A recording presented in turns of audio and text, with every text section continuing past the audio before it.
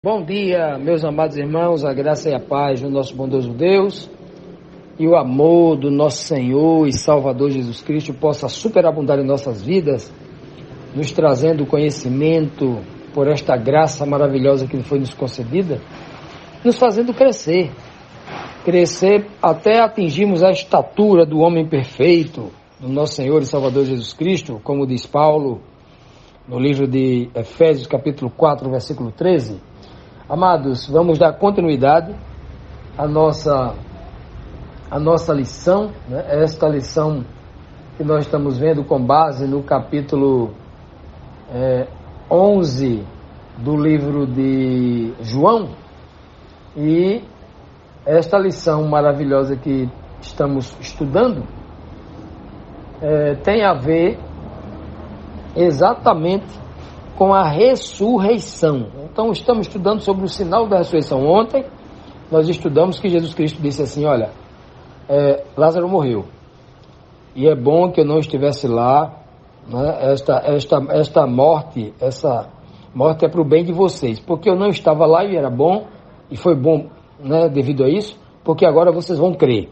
Lembra do que Cristo falou? Então vamos agora para as duas perguntas de hoje. Vamos primeiro para a pergunta quinta, que nos traz aqui o seguinte questionamento: qual era o cenário que Jesus encontrou lá quando chegou na casa de Lázaro e das suas irmãs Maria e Marta? Qual o cenário? Vamos ler aqui o texto que está em João 11, versículo 17 a 19, que diz assim: ao chegar, Jesus verificou que Lázaro já estava no sepulcro havia 4 dias. Betânia distava cerca de 3 quilômetros de Jerusalém, e muitos judeus tinham ido visitar Marta e Maria para confortá-las pela perda do irmão.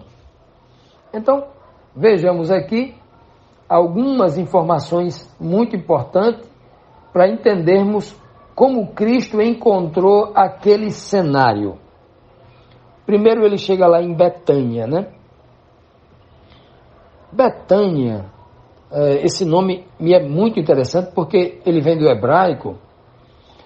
Betel, por exemplo, Bet vem de casa, né? Betel quer dizer casa de Elohim, Bet-El, Bet, né? Casa de Deus, casa de Elohim e tal. Betesda, casa da misericórdia. Lembra que o aleijado foi curado lá? Casa da misericórdia.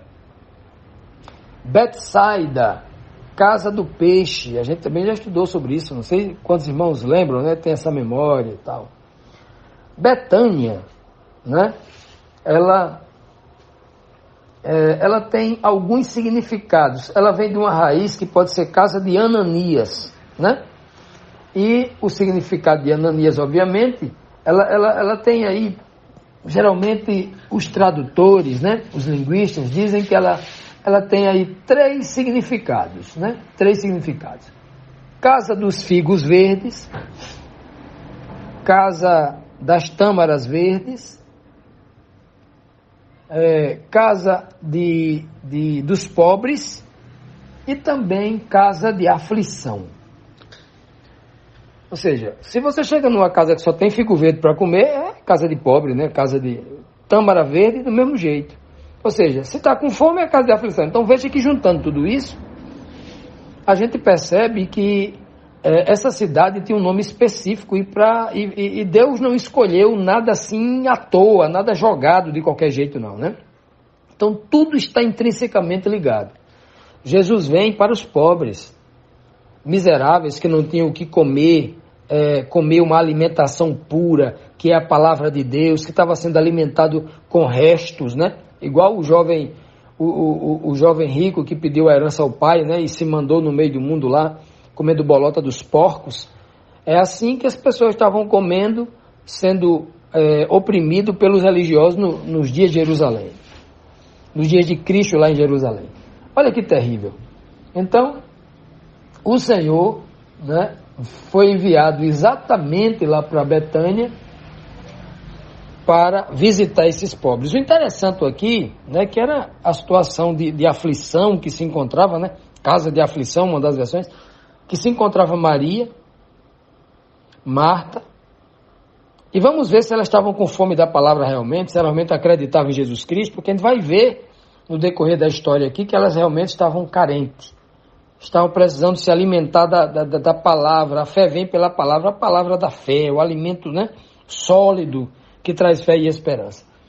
O ainda interessante examinar nesse texto, eu encontro aqui uma tipologia que me deixa assim muito tocado quando eu compreendi essa tipologia aqui.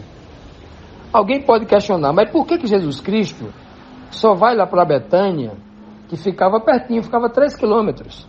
3 quilômetros aí, meia hora, 45 minutos, né, a pé, 45 minutos a pé, caminhando de forma moderada, né?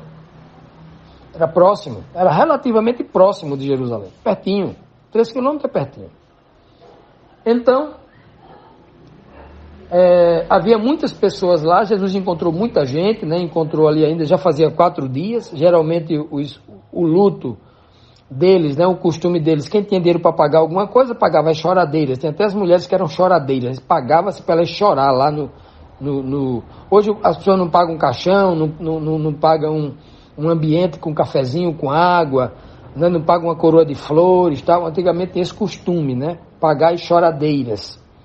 Aqui o texto, eu não encontrei nessa versão aqui de João, mas em algumas versões, eu não sei se na versão de João tem, eu não percebi ainda, mas eu já li em alguns enterros, eu acho que foi em João mesmo, que fala que chegou lá no enterro, havia as choradeiras, estavam lá chorando, foram contratadas para chorar. Já imaginou a situação? Terrível, né? Costume religioso, quanta hipocrisia e falsidade. Olha, só quem pode chorar é aqueles que têm uma ligação com o morto, que têm um sentimento pelo morto, né? É terrível isso. E então essas pessoas foram para lá, havia muita gente ali, né? Havia que muitos judeus, o termo é claro, muitos judeus, né? E havia 4 dias que Cristo tinha morrido. E você pode se questionar, por que 4 dias? Por que o Senhor demorou tanto? Talvez, e obviamente tem um sentido, que o Senhor queria mostrar para todos nós que não importa a quantidade de dias que alguém morreu. O Senhor Jesus não só ressuscita uma pessoa que acabou de morrer, não. Como a filha de Jairo, que faleceu há pouco tempo, o corpo ainda está quente, não. O Senhor queria mostrar para todo mundo, não só que no fim dos tempos ele vai trazer à tona aqueles que estão em estado de putrefação, estado avançado, vai trazer, né, do pó. Não era só isso, não. Aqui tem uma linguagem muito mais profunda. Ele diz que há 4 dias, Cristo vem à Terra exatamente quando já havia 4.000 anos de pecado. E 4 dias e 4.000 anos, para Deus é a mesma coisa. Um dia é como se fosse 1.000 anos, 1.000 anos é como se fosse um dia. É como se a Bíblia me dissesse, exatamente 4 dias, como se o Senhor quisesse trazer uma mensagem implícita, espiritual, tipológica para cada um de nós. Diz assim, olha, Jesus Cristo veio exatamente para trazer a vida a todos os que se encontravam mortos pelo pecado. O salário do pecado é a morte, ou seja, todo mundo que descendente de Adão está condenado à morte. Todo mundo está fadado a visitar a sepultura. Cristo vem, a única esperança para trazer a vida a todo mundo, desde Adão até o dia de hoje, né? Agora, naquele momento era 4, porque exatamente era até aquele momento. Eu imagino que se fosse hoje, seria no 6º dia, né? Estamos há 6.000 anos. Então, olha que linguagem a Bíblia usa, né? Que coisa impressionante, como as coisas, tudo se encaixa de maneira maravilhosa. E aí, a Bíblia diz claramente que estava ali, né? Os judeus tinham ido ali para confortar. Ou seja, se os religiosos judeus foram ali para confortar Marta e Maria, o conforto, né? É justamente para dizer assim, se conforme com a morte, aceite, ele morreu, já descansa, tal. Esse é o consolo que o religioso dá, que você, que não tem o poder de Deus, né, pode dar a uma pessoa. Só confortar, pedindo ela que se conforme, a vida continua, levanta a cabeça e vai dar tudo certo. É isso que a gente pode falar. Mas eles não tinham condição eles só faziam confortar com isso. Mas o Consolador, o nosso Senhor e Salvador Jesus Cristo, no poder de Deus, estava chegando ali para resolver esse problema. Vamos continuar então, amados, aqui, nós vamos para a 6ª pergunta, que diz assim, que cobrança velada, né? Assim meio, né? Uma cobrança né? Como se fosse ali um lamento, não foi de forma muito ríspida, né? Olha o que Maria, que cobrança fez Marta a Jesus Cristo. Capítulo 11, versículo 21 diz assim: disse Marta a Jesus: Senhor, se tu estivesse aqui, meu irmão não teria morrido. Já imaginou? Ela poderia ter dito isso orando: Senhor, se tu estivesse aqui, meu irmão não teria morrido. Como se dissesse assim: Senhor, tu é tão poderoso que ele só morreu porque o Senhor não estava aqui. Ou então, poderia estar dizendo da seguinte forma: Senhor, meu irmão só morreu porque tu não estava aqui. Logo, a culpa é tua, porque tu não estava aqui para curar ele. Tu dizia que amava tanto ele, e ama mesmo, tal, e por que não viesse logo quando eu avisei para o Senhor curar ele? Então, a culpa é tua. Então, das duas formas, ou de uma terceira forma, né? Conforme você enxergue, veja que é uma cobrança velada de alguém que está sofrendo muito, e não só pela morte do irmão, mas ela sofre, sobretudo, porque lhe falta fé.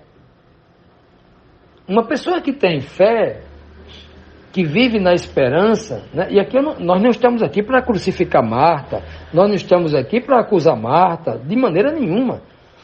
Aqui, nós estamos aqui principalmente para nos colocarmos no lugar de Marta, e talvez, se nós estivéssemos no lugar de Marta, poderíamos fazer muito pior do que ela. Esse é o objetivo aqui. Não estamos aqui para menosprezar, para diminuir Marta, não, né? Com certeza e possivelmente Marta teria uma fé muito maior do que a nossa. O objetivo não é esse. O objetivo ali é analisar a dificuldade de Marta, a sua falta de fé, para justamente a gente aprender com isso e não buscar cometer o erro que Marta cometeu, porque ela já passou por essa experiência, e a gente, quando passar também, passemos na fé, busquemos a palavra para ser forte, porque por essa experiência que ela passou, todo ser humano passa. Então eu vou passar por essa experiência em algum momento, você vai passar por essa experiência em algum momento, e todos nós carecemos desse poder e dessa fé, né? Então, Marta faz uma cobrança aqui, que para mim, de certa forma, é indelicada, mas nós entendemos, porque naquele momento, é como se a fé saísse dela. É como se a fé dela diminuísse também, né? É como se ela limitasse ali o poder de Deus em Cristo. Ela sabia que Cristo, né? Ou seja, Cristo já tinha ressuscitado ali embora o livro de João não relate todas as ressurreições, né? A filha de Jairo, né? O filho da viúva de Naim. Então ela sabia que Cristo tinha poder para ressuscitar. O filho da viúva de Naim era no dia seguinte. A filha de Jairo foi quase que instantaneamente, poucos minutos ou poucas horas depois que a menina morreu, Cristo já estava ressuscitando. Mas na cabeça dela já era tarde demais, né? Olha, é como se ela dissesse: não, 4 dias é demais, não tem mais jeito para ressuscitar não, o corpo dele já não presta mais para nada, já não tem corpo, já não tem, já virou lama o corpo dele, estado de decomposição, não tem mais nada não, os órgãos todos já viraram lama, ali já está tão podre, está uma fedentina tão grande que ninguém consegue suportar aquilo não. Isso é na cabeça dela e de todo mundo que estava ali, e se eu estivesse lá também, pensaria a mesma coisa. Se eu não conhecesse o que eu conheço hoje, obviamente, estou falando se eu estivesse lá com o conhecimento limitado que ela tinha, com o conhecimento de todos, né? Muito difícil. Ainda tivesse naquela dúvida se realmente Jesus era o Messias, o enviado, o Cristo, com certeza, todo mundo teria essa dúvida. Então, quando ela disse: tu estivesse aqui, olha que pergunta. Vamos trazer para os dias de hoje. Para que Deus ressuscite alguém através de qualquer um dos servos, Jesus tem que estar aqui. Quando o Senhor derramar a chuva serôdia, o seu Espírito sobre toda a carne, agora no tempo do fim, como está previsto na palavra profética, é necessário que Jesus Cristo venha pessoalmente, se Deus quiser que alguém ressuscite? É necessário isso? Não, porque Jesus Cristo não estava do lado, pessoalmente, fisicamente, do lado de Eliseu e de Elias, quando eles ressuscitaram aquelas crianças. Não estava. Não é? Não é necessário. Então, quando Marta diz, se tu tivesse aqui, isso na primeira visão, né? Se tu tivesse aqui, meu irmão não teria morrido. Isso na visão, estou falando numa visão aqui pessimista. Agora, numa visão de fé otimista, como é que a gente iria conjugar, como é que a gente iria interpretar esta frase? Senhor, se tu tivesse aqui, Lázaro não teria morrido. Já imaginou eu falar assim?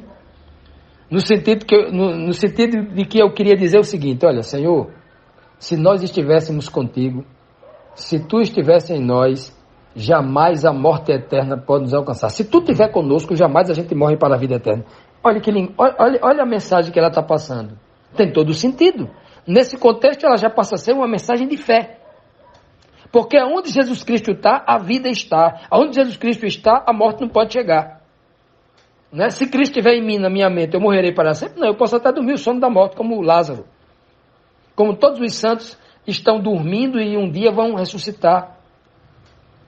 Olha que coisa linda, né? Quando a gente consegue analisar a linguagem de Marta, é um pedido no primeiro momento, parece uma coisa ruim, uma coisa feia, uma cobrança injusta, mas também no outro ângulo, ela está falando algo poderoso, algo revelador, sobre a presença de Cristo, o Filho de Deus, o enviado de Deus, para resolver o problema da morte nesse mundo. Não é bonito? Quando a gente examina as Escrituras Sagradas, olhando a ela de todos os ângulos, para enxergar a beleza da revelação. E ela diz bem claro, meu irmão. Ela não diz Lázaro, ela diz meu irmão. Já pensou, meu irmão? Você é meu irmão, você que está ouvindo aqui. Já pensou, meu irmão? Eu digo para você hoje, e você diga para mim, olha, se você estiver com Jesus Cristo, você não morre. A gente diz para o irmão, porque para o irmão é aquele que tem a mesma fé, aquele que tem a mesma crença no mesmo Senhor, crê no mesmo Deus, crê no mesmo enviado de Deus, no seu Filho. Amados, quando nós temos esta fé, a gente jamais vai duvidar. Jamais vai duvidar do que Cristo pode fazer. Mesmo nos momentos de dores, esse era um momento de dor, e no momento de dor as pessoas, cega para algumas coisas, parece que o sofrimento cega as pessoas. Mesmo no momento de dor, o Senhor, por meio do seu Santo Espírito, vai nos fazer enxergar, nos trazendo essa esperança, que quem tem Cristo Jesus, mesmo que durma o sono da morte, não dormirá para sempre, porque já está garantido a este a vida eterna.